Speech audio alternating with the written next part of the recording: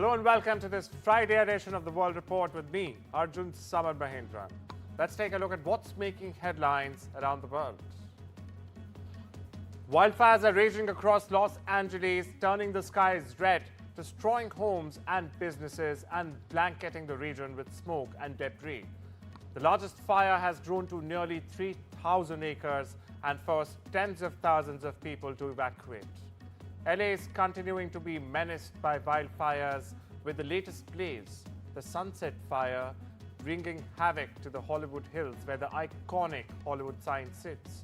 Now, sustained powerful winds reaching nearly 100 miles per hour are driving fast-moving wildfires near Los Angeles, spewing smoke, destroying homes and closing roads. My colleague Vishnu Shom gets you this exclusive report from Ground Zero. This is one of the worst hit areas in the greater Los Angeles area.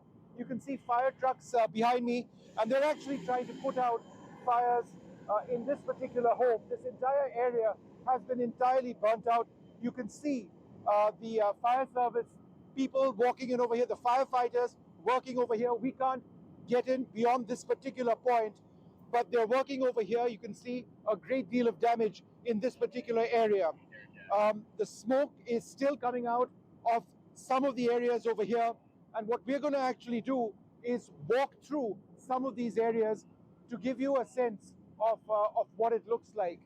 And everywhere that you see, there's devastation. So just follow me as we, Stephen, go to this area and just point out that there's still smoke coming up from these homes which were completely destroyed, as you can see over here. And there are any number of homes which have been entirely destroyed. So there is smoke, which you can see coming out of these structures. A lot of stuff burning, we can smell it. There is ash in the air as well. If we move across this road, and this seems to be an affluent part of this area. We can see cars which have been entirely burnt out, and home after home has been completely destroyed. These are the savings of people completely destroyed, decimated, and this house behind me destroyed as well. Now, I'm just going to update our viewers on what the overall situation is. The situation remains tense because even though right now it seems that the wind speeds have come down, they aren't entirely certain that the winds have gone away. And until the winds go away, there is a huge problem over here because it's the winds which are spreading the fires. There are at least 4 to 5 major fires in the greater Los Angeles area, and all of these are uncontained. And it's these embers which reach out far, which trigger fires in areas which are incredibly dry. There is usually rainfall which happens. There is rainfall which happens this time of the year. That's not happened. There are wildfires which take place across this region, but that happens in the month of October by and large. What's taking place now is entirely unexpected. Billions have been lost across the region. The sense is that when this all gets figured out, you're looking at the most expensive natural disaster in the history of the United States of America. Outgoing Canadian Prime Minister Justin Trudeau's Liberal Party has said it will choose a new leader on the 9th of March ahead of the 2025 elections, for which polls show the party is indeed in a very weak position. Now, the Prime Minister announced on Monday that he will step down in the coming months after 9 years in power, bowing to the pressure from lawmakers alarmed by the party's miserable showing in pre-election polls. Trudeau said that he would stay on both as Prime Minister and Liberal Party leader until the party chooses a new chief.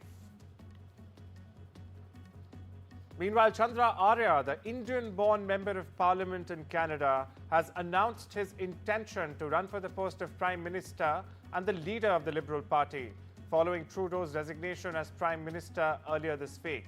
Now, Mr. Arya, who hails from a village in India's Karnataka, emigrated to Canada about 2 decades ago with his wife and son. He was first elected to the Canadian House of Commons in 2015 as part of the Liberal wave led by Trudeau himself. Now, the Liberal Party had then won the majority number of seats. Elon Musk took his endorsement of Germany's far-right party to the next level on Thursday, hosting a live chat with its front woman, Alice Weidel. The 74-minute conversation ranged around energy policy, German bureaucracy, Adolf Hitler, Mars, and the meaning of life. The world's richest man unequivocally urged Germans to back Alternative für Deutschland, or the AfD, in the forthcoming elections. It's the tech billionaire's latest controversial foray into European politics.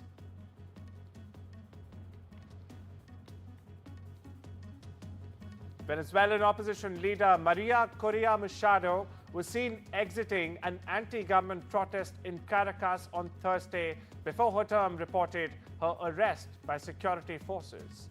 Moments later, there were official denials of her arrest in a confusing episode that capped a day of protest seeking to block President Nicolás Maduro from clinging to power.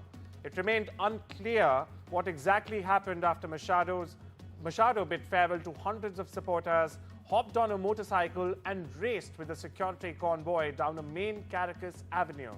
At 3:21 p.m. local time, Machado's press team said in a social media post that security forces have quote-unquote violently intercepted her convoy. The United States has no current plans to increase its military presence in Greenland, the U.S. Embassy in Copenhagen said on Thursday, following renewed interest by incoming President Donald Trump in acquiring the Arctic island. Trump, who takes office on the 20th of January, said this week that Washington control of the strategically important Arctic island was an absolute necessity and did not rule out using military or economic action such as tariffs against Denmark to make it happen.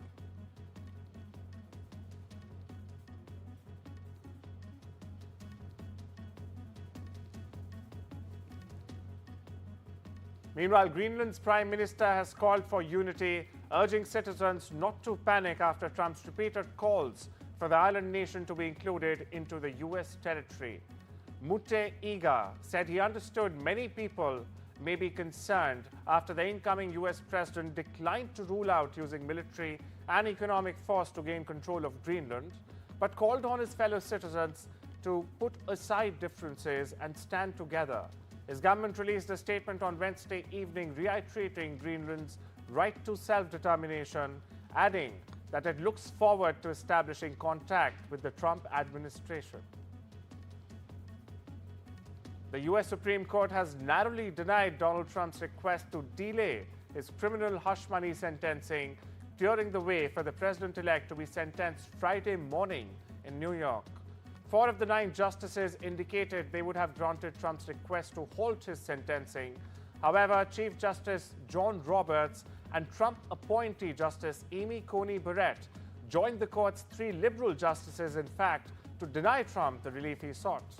On the other hand, a federal appeals court has cleared the way for the public release of special counsel Jack Smith's report on the 2020 election interference case against Trump over objections of the president-elect.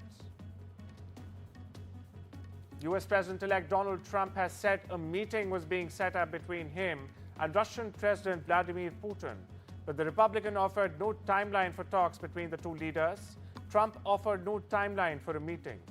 Trump's return to the White House on the 20th of January has sparked hope of a diplomatic resolution to end Moscow's invasion of Ukraine that began in February 2022. But it has also led fears in Kiev that a quick peace could rather come at a high price for Ukraine. Lebanon's parliament voted to elect General Joseph Aoun, commander of the Lebanese armed forces, as the country's new president, ending a years-long leadership vacuum that hobbled the government, delayed key reforms, and raised fears of a wider collapse as the nation faced numerous crises.